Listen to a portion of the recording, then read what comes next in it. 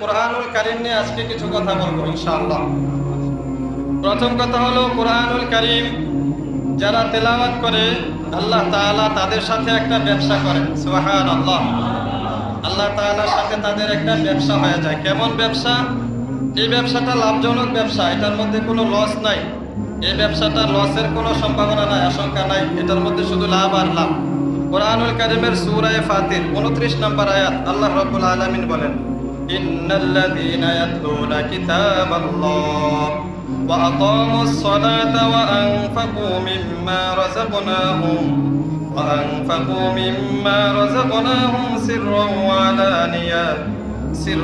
আলানিয়াতান ইয়ারজুনা তিজারাতান লান তাবুর লিইউওয়াফিয়াহুম উজুরাহুম ওয়া ইয়াযীদাহুম মিন ফাদলিহি ইন্নাহু গফুরুন শাকুর। আল্লাহ রাব্বুল আলামিন বলেন, নিশ্চয়ই যারা কুরআনুল কারীমের তেলাওয়াত করে, নামাজ কায়েম করে এবং আমি তাদেরকে যে রিজিক দিয়েছি সেগুলো দান করে গোপনে এবং প্রকাশ্যে। তাহলে কয়টা গুণের কথা এখানে? তিনটা। কুরআনুল কারীমের তেলাওয়াত করে, নামাজ কায়েম করে এবং আমি যা দান করেছি সেগুলো থেকে তারা গোপনে এবং প্রকাশ্যে দান করে।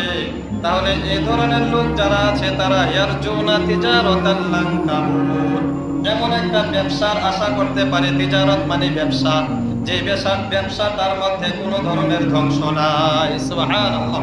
এই ব্যবসায় তারা কখনো লস হবে না। লান তাবুর, কখনো তারা এখানে লস হবে না, তাদের ধ্বংস হবে না। লিওয়াফিয়াহুম উজুরাহুম ওয়া ইয়াযীদাহুম মিন ফাদলিহি ইন্নাহু গফুরুন শাকুর। আল্লাহ তাআলা তাদেরকে তাদের প্রতিদান পরিপূর্ণ করে দিবেন, লাভ পরিপূর্ণভাবে দিবেন, লাভ কোনো দিক দিয়ে কম দিবেন না।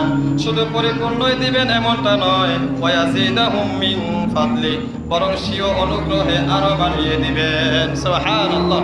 মনে করেন ব্যবসায় লাভ হওয়ার কথা ছিল আপনার 10,000 টাকা, এখানে যদি বাড়ায় আরো 2,000 টাকা দিয়ে দেন, খুশি লাগবে না? যে আমি তো 10,000 টাকা লাভ পাওয়ার কথা, এখানে তো ব্যবসার মধ্যে আরো 2,000 টাকা অতিরিক্ত। তাহলে আল্লাহ তাআলা আরো বাড়ায় দিবেন। কত বাড়াবেন? এটার সীমারেখা বর্ণনা করেন না। তাহলে অনেক বাড়িয়ে দিবেন, যেটার সীমা বর্ণনা করা হয় না, সীমাহীন আরো বাড়িয়ে দিবেন, লাভ বাড়িয়ে দিবেন। তাহলে কুরআনুল কারীমের যারা তেলাওয়াত করে তারা আল্লাহ তাআলার সাথে একটা ব্যবসা করে। এই ব্যবসাটা লাভজনক ব্যবসা, এটার মধ্যে কোনো ধরনের লস নাই। তারপরে এই কুরআনুল কারীম যারা তেলাওয়াত করে, কুরআনুল কারীমের তেলাওয়াতের কারণে আল্লাহ তাআলা তাদের মর্যাদা বৃদ্ধি করে দেন। সুবহানাল্লাহ।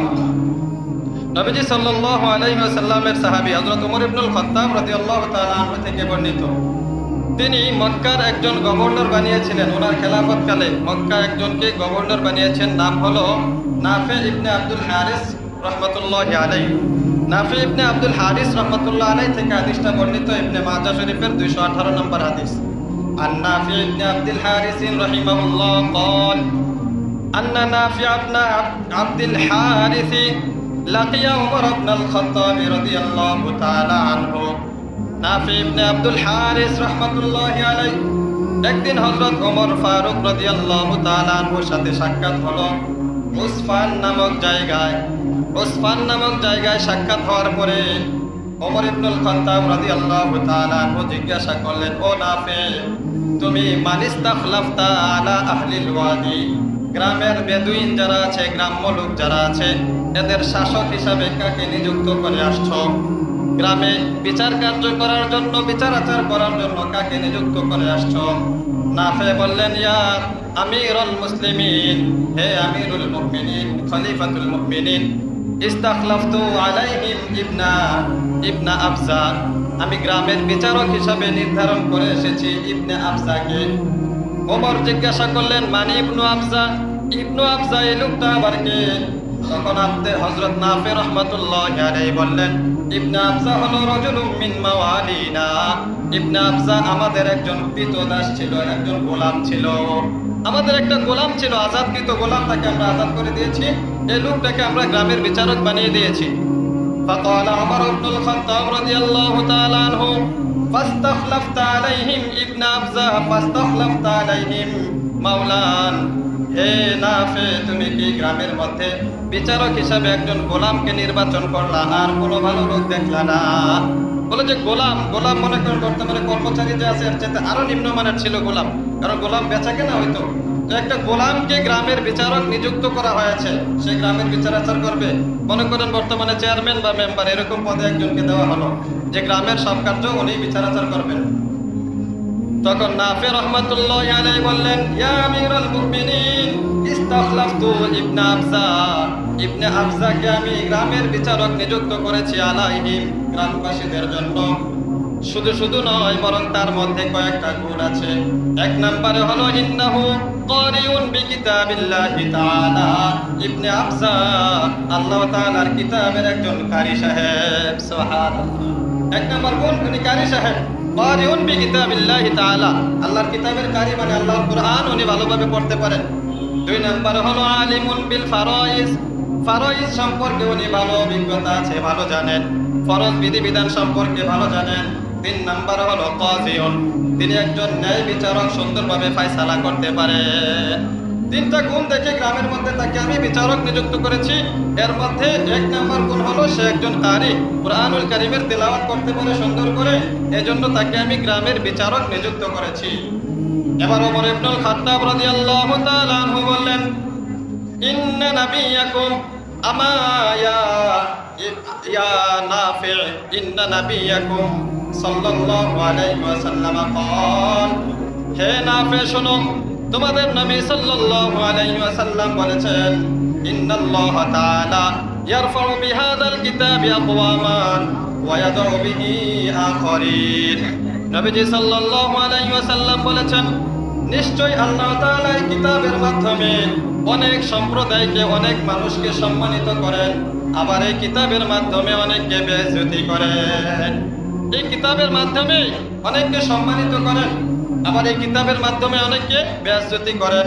কারণ হলো এই কিতাব যারা মূল্যায়ন করে, গুরুত্ব দেয়, কিতাব অনুযায়ী চলে, কোরআন অনুযায়ী চলে, কোরআনের কারণে আল্লাহ তাআলা তাদের মর্যাদাকে বাড়িয়ে দেন, আবার কোরআনের বিপক্ষে গেলে তাদের মর্যাদা কমিয়ে তাদেরকে বেইজ্জতি করে ফেলে। তাহলে কোরআন যারা কোরআন অনুযায়ী চলে, কোরআনুল কারীমের তেলাওয়াত করে, কোরআন বুঝে, আল্লাহ তাআলা তাদের মর্যাদা বাড়িয়ে দিয়ে থাকেন। তিন নম্বর হলো কোরআনুল কারীম যারা তেলাওয়াত করে, নবীজি সাল্লাল্লাহু আলাইহি ওয়াসাল্লাম তাদেরকে পৃথিবীর শ্রেষ্ঠ মানুষ বলেছেন। সুবহানাল্লাহ। যারা কোরআনুল কারীমের তেলাওয়াত করে, নিজে পড়ে, শিখে এবং অন্যকে শিক্ষা দেয়। তিরমিজি শরীফের 2909 নম্বর হাদিস, আন আলী ইবনে আবি তালিব রাদিয়াল্লাহু তাআলা আনহু قال قال رسول الله صلى الله عليه وسلم خيركم من تعلم القرآن وعلمه। নবীজির প্রিয় সাহাবী হযরত আলী রাদিয়াল্লাহু তাআলা আনহু বলেন, আল্লাহর হাবিব সাল্লাল্লাহু আলাইহি ওয়াসাল্লাম বলেছেন, খায়রুকুম মান তাআল্লামাল কুরআন ওয়া আল্লামা, যারা কোরআনুল কারীমের তেলাওয়াত করে শিখে, তোমাদের মধ্যে যারা কোরআনের তেলাওয়াত শিখে, কোরআন শিখে এবং অন্যকে শিক্ষা দেয়, এই লোকটা হলো তোমাদের মধ্যে শ্রেষ্ঠ লোক। সুবহানাল্লাহ। কোরআনুল কারীমের মধ্যে নবীজি সাল্লাল্লাহু আলাইহি ওয়াসাল্লাম শ্রেষ্ঠত্বের মানদণ্ড রেখেছেন, যে যারা কোরআন শিখবে, শিখাবে, এরা শ্রেষ্ঠ, পৃথিবীর মধ্যে এরা দামি লোক, উত্তম লোক। এই কোরআনুল কারীম যারা তেলাওয়াত করে, নবীজি সাল্লাল্লাহু আলাইহি ওয়াসাল্লাম বলেছেন, এক হরফে তাকে 10টি নেকি দেওয়া হয়। সুবহানাল্লাহ। একটি হরফ তেলাওয়াত করলে 10টি নেকি দেওয়া হয়। নবীজি সাল্লাল্লাহু আলাইহি ওয়াসাল্লামের হাদিস, তিরমিজি শরীফ 2910 নম্বর। قال رسول الله صلى الله عليه وسلم من قرأ حرفا من كتاب الله فله به حسنة। নবীজি সাল্লাল্লাহু আলাইহি ওয়াসাল্লাম বলেন, যে ব্যক্তি কোরআনের একটি হরফ তেলাওয়াত করবে, একটা অক্ষর তেলাওয়াত করবে, ফালাহু বিহি হাসানা, এই একটা অক্ষর তেলাওয়াত করার কারণে তার জন্য একটা নেক লেখা হয়, নেকি লেখা হয়। ওয়াল হাসানাতু বিআশরি আমসালিহা, আর এই একটা নেক ওই 10টা নেকির সমান। সুবহানাল্লাহ। এরপরে নবীজি বলেন, লা কুলু আলিফ লাম মিম হারফুন ওয়ালাকিন আলিফুন হারফুন ওয়া লামুন হারফুন ওয়া মিমুন হারফুন। নবীজি বলেন, আমি এই কথা বলি না যে আলিফ লাম মিম এই পুরাটা মিলে একটা হরফ, এটা বলি না, বরং আলিফ একটা হরফ, লাম একটা হরফ, মিম একটা হরফ। সুবহানাল্লাহ। তাহলে এতটুকু বললো কেউ, আলিফ লাম মিম 3টা হরফ, 3 10 30টা নাকি আল্লাহ তাআলা তার আমলনামা লিখে দেয়। সুবহানাল্লাহ। তাহলে কোরআনুল কারীমের এত মর্যাদা, এত ফজিলত আল্লাহ তাআলা রেখেছেন। 5 নাম্বার, যারা কোরআনুল কারীম তেলাওয়াত করে, নবীজি সাল্লাল্লাহু আলাইহি ওয়াসাল্লাম তাদের দৃষ্টান্ত দিয়েছেন কমলা লেবুর সাথে। অর্থাৎ ফলের মধ্যে কমলা লেবু, এটার সুঘ্রাণও আছে, আবার মিষ্টিও আছে, স্বাদও আছে, ঘ্রাণও আছে। এজন্য নবীজি সাল্লাল্লাহু আলাইহি ওয়াসাল্লাম বলেন, মাসালুল মুমিনিল্লাযী ইয়াকরাউল কুরআন কামাসালিল উতরুজ্জা তা'মুহা রিহুহা তাইয়িবুন ওয়া তা'মুহা তাইয়িবুন। নবীজি বলেন, যারা কুরআনুল কারীম তেলাওয়াত করে তাদের দৃষ্টান্ত হলো কমলার মতো, যার ঘ্রাণও সুন্দর এবং স্বাদও অনেক মজাদার। তো এটা কুরআনুল কারীম যারা তেলাওয়াত করে ঈমানদার, তার থেকে সুঘ্রাণ ছড়াবে, অর্থাৎ তার হেদায়েতের নূর, তার দ্বারা মানুষ হেদায়েত পাবে, তার মধ্যে একটা ঈমানের সুঘ্রাণ থাকবে। সুবহানাল্লাহ। ওয়া তা'মুহা তাইয়িবুন, স্বাদও অনেক মজাদার হয়ে থাকে কমলা লেবুর। এজন্য ঈমানদার যে কুরআনুল কারীমের তেলাওয়াত করবে, তার সুঘ্রাণও থাকবে, স্বাদও থাকবে, তার ঈমানও মজবুত হয়ে যাবে। সুবহানাল্লাহ। এর বিপরীতে যে মুমিন, শুধুমাত্র মুমিন কিন্তু কুরআনুল কারীম তেলাওয়াত করে না, তার দৃষ্টান্ত নবীজি বলেন, মাসালুল মুমিনিল্লাযী লা ইয়াকরাউল কুরআন, ওই মুমিন যে মুমিন কুরআনুল কারীমের তেলাওয়াত করে না, তার দৃষ্টান্ত হলো কামাসালিত তামর, খেজুরের মতো। খেজুরের মতো দৃষ্টান্ত যে মুমিন কুরআনুল কারীমের তেলাওয়াত করে না, লা রিহালাহা ওয়া তা'মুহা তাইয়িব ওয়া তা'মুহা মুলহুন। নবীজি বলেন, যারা কুরআনুল কারীমের তেলাওয়াত করে না, তার দৃষ্টান্ত হলো খেজুরের মতো। খেজুরের মধ্যে কোনো সুঘ্রাণ নাই কিন্তু স্বাদ আছে, সুঘ্রাণ নাই কিন্তু স্বাদ আছে, মিষ্টি আছে। তো ঈমানের কারণে তার মধ্যে মিষ্টতা আছে, সে ঈমানের কারণে তার মধ্যে এই মিষ্টতার গুণ আছে, কিন্তু যেহেতু কুরআনুল কারীম তেলাওয়াত করে না, এজন্য সুঘ্রাণটা নাই। কুরআনুল কারীম তেলাওয়াত করলে মিষ্টতার সাথে সাথে সুঘ্রাণও থাকতো। কুরআনুল কারীমের তেলাওয়াত যারা করে, ফেরেশতারা তাদের তেলাওয়াত শুনতে থাকে। সুবহানাল্লাহ। হাদিসের মধ্যে আছে, নবীজির একজন সাহাবী আবু সাঈদ খুদরি রাদিয়াল্লাহু তাআলা আনহু, উনি হাদিসটা রওয়ায়াত করেছেন। নবীজির একজন সাহাবীর নাম ছিল উসাইদ ইবনে হুযাইর। উসাইদ রাদিয়াল্লাহু তাআলা আনহু একদিন ঘরে, ওই ঘোড়া যেখানে রাখা হয়, ঘোড়ার আস্তাবল বলা হয়, গোয়াল ঘর আর কি, যেখানে মনে করেন গরু রাখে, এরকম একটা ঘোড়া রাখার জায়গা, এটাকে আস্তাবল বলে। উসাইদ রাদিয়াল্লাহু তাআলা আনহু বলেন, আমার ঘোড়া রাখার জায়গা যেটা ছিল আস্তাবল, একদিন আমি সেখানে কুরআনুল কারীমের তেলাওয়াত করছিলাম, হঠাৎ দেখলাম আমার ঘোড়াগুলো লাফাইতেছে। সুবহানাল্লাহ। কুরআনুল কারীমের তেলাওয়াত করছি আর ঘোড়া লাফাইতেছে, আবার তেলাওয়াত বন্ধ করছি, ঘোড়া থেমে গেছে, তেলাওয়াত শুরু করি, আবার ঘোড়া লাফায়। ব্যাপারটা অদ্ভুত লাগলো আমার কাছে। কিছুক্ষণ পরে আমি খেয়াল করলাম ঘোড়া লাফা, আমি যেহেতু তেলাওয়াত বাড়াইতেছি, ঘোড়াও লাফাইতেছে। তো আমার ছোট একটা ছেলে ছিল, নাম ইয়াহিয়া। ইয়াহিয়া পাশেই ঘুমাইছিল, পাশাপাশি ছিল। তো যে কোনো মুহূর্তে ঘোড়া লাফ দিয়া ইয়াহিয়ার উপরে জায়গা পড়ার সম্ভাবনা আছে, তো ক্ষতিরও আশঙ্কা আছে। এজন্য আমি তেলাওয়াত বন্ধ করে দিলাম, আর তেলাওয়াত করলাম না, সামনে আগায় গেলাম। যাওয়ার সময় আমি দেখলাম আমার মাথার উপরে একটা সামিয়ানার মতো কি জানি ছিল, ওই সামিয়ানার চতুর্দিক দিয়ে প্রদীপের মতো, বাতির মতো কি জানি ঝলমল করছিল। সুবহানাল্লাহ। এই দৃশ্যটা আমি যখন তেলাওয়াত বন্ধ করে দিলাম, কিছুক্ষণ পরে দেখলাম এটা শেষ, চলে গেল। পরের দিন সকালে আমি নবীজি সাল্লাল্লাহু আলাইহি সাল্লামের কাছে গেলাম, জিজ্ঞাসা করলাম, ইয়া রাসূলুল্লাহ, রাতে তো আমার সাথে এই ঘটনা ঘটেছে, কুরআনুল কারীমের তেলাওয়াত করতেছিলাম, তখন এরকম হয়েছে অবস্থা। তো নবীজি সাল্লাল্লাহু আলাইহি সাল্লাম বললেন, আমা করাতা, হায় তুমি আরেকটু পড়তা, হায় আরেকটু তেলাওয়াত করতা, আরেকটু তেলাওয়াত করতে আরো ভালো ছিল। বলে, ইয়া রাসূলুল্লাহ, আমি তো আশঙ্কা করতেছিলাম আমার ছেলে ইয়াহইয়া, তাকে তো ঘোড়ায় পায়ের নিচে ফেলে মেরে ফেলতে পারে, এই ভয়ে আমি তেলাওয়াত বন্ধ করে দিয়েছিলাম। নবীজি সাল্লাল্লাহু আলাইহি সাল্লাম বললেন, শোনো, যখন তুমি কুরআনুল কারীমের তেলাওয়াত করতেছিলা, তো ফেরেশতারা আয়েশা তোমার তেলাওয়াত শুনতেছিল। সুবহানাল্লাহ। তুমি যদি তেলাওয়াত বন্ধ না করতা, সারা রাত্র তেলাওয়াত করতা, তো ফেরেশতারা এইভাবে সারা রাত্র তোমার উপরে সামিয়ানা হয়ে তেলাওয়াত শুনতো, সকালবেলা অন্যান্য সাহাবীরা গিয়ে তাদেরকে দেখতে পাইতো। সুবহানাল্লাহ। তাহলে কুরআনুল কারীমের তেলাওয়াত শোনার জন্য ফেরেশতারাও চলে আসে। 7 নাম্বার, কুরআনুল কারীম যারা তেলাওয়াত করে, আল্লাহ তাআলা, আল্লাহর রাসূল সাল্লাল্লাহু আলাইহি সাল্লাম তাদের দৃষ্টান্ত দিয়েছেন আল্লাহর পরিবারের লোকদের সাথে। তাদেরকে বলেছেন তারা আল্লাহর পরিবারের লোক। ইবনে মাজাহ শরীফের মধ্যে হাদিস 215 নম্বর হাদিস, قال رسول الله صلى الله عليه وسلم إن لله أهلين من الناس। নবীজি বলেন, মানুষদের মধ্যে কিছু মানুষ আছে তারা আল্লাহ তাআলার আহাল, আল্লাহর পরিবারের লোক। قالوا من هم يا رسول الله। সাহাবায়ে কেরাম প্রশ্ন করলেন, ইয়া রাসূলুল্লাহ, তারা আবার কারা? আল্লাহর তো কোনো পরিবার নাই, বংশ নাই, আল্লাহর লোক, আল্লাহর পরিবারের লোক, তারা আবার কারা? قال رسول الله صلى الله عليه وسلم هم أهل القرآن أهل الله وخاصته। তারা হলো আহলুল কোরআন ওয়া আহলুল্লাহ। কুরআনুল কারীমের আহাল যারা ছিল, কুরআনুল কারীমের তেলাওয়াত যারা করত, তারা আল্লাহ তাআলার পরিবারের লোক এবং আল্লাহ তাআলার বিশেষ লোক। সুবহানাল্লাহ। খাসাতু, তারা আল্লাহর বিশেষ লোক। একজন বড় মানুষের সাথে যে বিশেষ থাকে তার মর্যাদা আলাদা থাকে।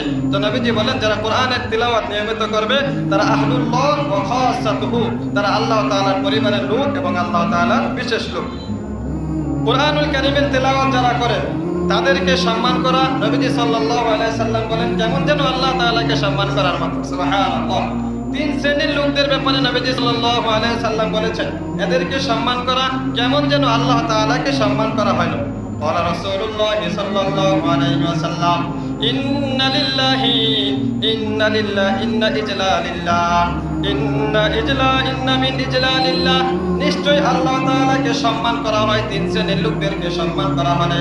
এক নম্বর হলো ইকরামু যিশাইবাতিল মুসলিম, মুসলিম বৃদ্ধ লোক, বৃদ্ধ মুসলমান, মুসলমানদের মধ্যে যারা বয়স্ক এদেরকে সম্মান করার কথা।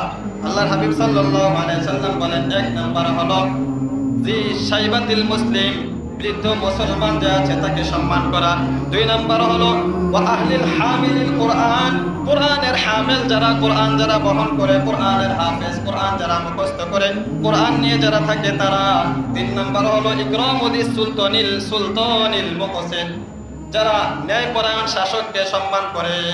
তাহলে তিন শ্রেণীর লোক, মুসলিম, বয়স্ক মুসলিম মুরব্বীরা আছেন তাদেরকে, এবং কোরআনের ধারক বাহক যারা আছেন তাদেরকে, এবং ন্যায়পরায়ণ শাসককে, এই তিন শ্রেণীর লোকদেরকে সম্মান করলে নবীজি বলেন কেমন যেন আল্লাহ তাআলাকে সম্মান করা হলো। সুবহানাল্লাহ। তাহলে কোরআনুল কারীমের এই মর্যাদা। 9 নাম্বার, কিয়ামতের মাঠে কোরআনুল কারীমের তেলাওয়াত যিনি নিয়মিত করত তাকে আল্লাহ তাআলা বলবেন যে তুমি কোরআন পড়তে থাকো। সুবহানাল্লাহ। কিয়ামতের মাঠে সবাই যার যার কাজে ব্যস্ত থাকবে, তো আল্লাহ তাআলা ওই আহলুল কোরআন, কোরআন নিয়ে যারা থাকতো, কোরআনের তিলাওয়াত যারা করতো, কোরআন বুঝতো, কোরআন গবেষণা করতো, আল্লাহ তাআলা তাদেরকে বলবেন যে এবার তোমরা তেলাওয়াত করতে থাকো। সুবহানাল্লাহ।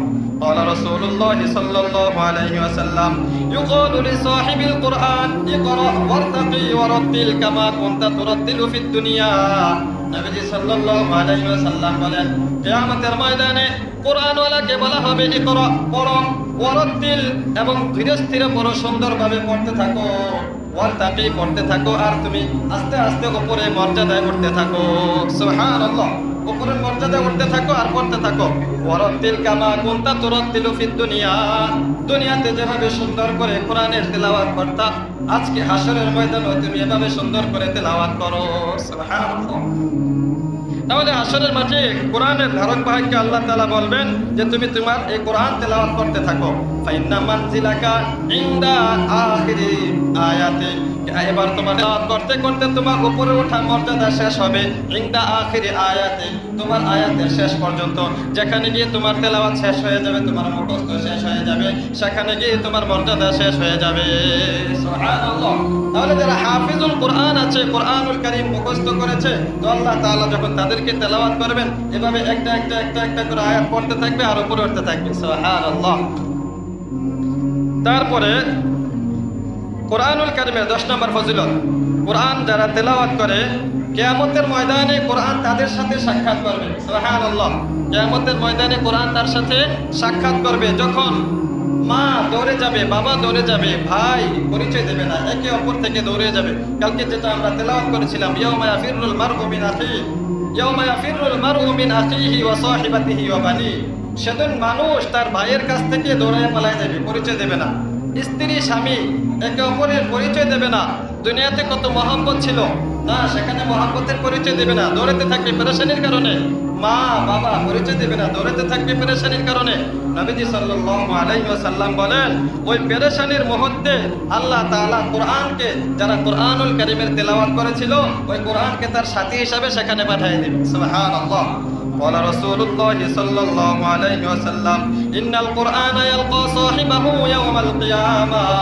নবীজি বলেন কোরআন কিয়ামতের ময়দানে তার পাঠকের সাথে সাক্ষাৎ করবে। হিনা ইয়ানশাক্কু আনহু কবরুহু, যখন ওই লোকটা তার কবর থেকে বের হবে, কবর থেকে বের হওয়ার পরে যখন হাসরের ময়দানের দিকে ছুটবে, তো আল্লাহ তাআলা কোরআনকে পাঠিয়ে দিবেন, কোরআন তার সাথে সাক্ষাৎ করবে। সাক্ষাৎ করার পরে এবার কোরআন বলবে হাল তারিফুনি, ও তুমি কি আমাকে চিনোনি, আমাকে চিনোনি? লোকটা বলবে লা আরিফুকা, আমি তো তোমাকে চিনতেছি না। এবার কোরআন বলবে আনা সাহিবুকাল কোরআন, আমি হলাম তোমার সাথী কোরআন। আল্লাযী আসমাতুকা ফিন-নাহার, যে কোরআন আমি তোমাকে দিনের বেলা কোরআন তেলাওয়াতের কারণে পিপাসার্ত রেখেছিলাম, ওয়া আসহারতুকা ফিল-লাইল, রাতের বেলা তেলাওয়াতের কারণে তোমাকে জাগ্রত রেখেছিলাম। বলবে যে আমাকে চিনতে পারছো, আমি তোমাকে তেলাওয়াত করতে করতে অনেক সময় পিপাসার্ত বানায় ফেলতাম। দেখেন না, কোরআন তেলাওয়াত করতে করতে অবশ্যই একটু পর পর পানি খাইতে হয় নামাজে। তো কোরআন বলবে আমি তোমাকে তেলাওয়াত করতে করতে পিপাসার্ত বানিয়ে দিয়েছিলাম, রাতের বেলায় তোমার ঘুম অনেক সময় হারাম করে দিয়েছিলাম, জাগ্রত রাখছিলাম। যারা কোরআন মুখস্থ করে দেখবেন মাদ্রাসায় খবর নিয়ে যারা হেফজ করে এরা কয়েক ঘন্টা ঘুমাইতে পারে রাত্রে, এই অনেক রাত্রে পর্যন্ত তেলাওয়াত করে ঘুমায়, মাঝখানে কয়েক ঘন্টা ঘুমায়, আবার শেষ রাত্রে উঠা যায়, অনেক আগে আগে উঠা যায়, কারণ পুরো সময় তারা ঘুমাইতে পারতেছে না সেখানে। তাহলে কোরআন তখন বলবে যে আমি তোমাকে রাত্র জাগ্রত রেখেছিলাম এবং তোমাকে পিপাসার্ত রেখেছিলাম, আমি হলাম সেই কোরআন। এবার নবীজি সাল্লাল্লাহু আলাইহি ওয়াসাল্লাম বলেন, লম্বা হাদিস, কোরআন যখন তাকে এই পরিচয় দেবে, কোরআন তার সাথে কথা বলবে, কোরআন বলবে ওয়া ইন্না কুল্লা তাজিরিন, আজকে প্রত্যেক ব্যবসায়ী মিন ওয়ারাই তিজারাতিন, তার ব্যবসার পিছনে থাকবে, অর্থাৎ দুনিয়াতে যে যে জিনিস নিয়ে পড়েছিল আজকে সেই জিনিস নিয়ে থাকবে, সে সেইভাবে সেই কাজে ব্যস্ত থাকবে।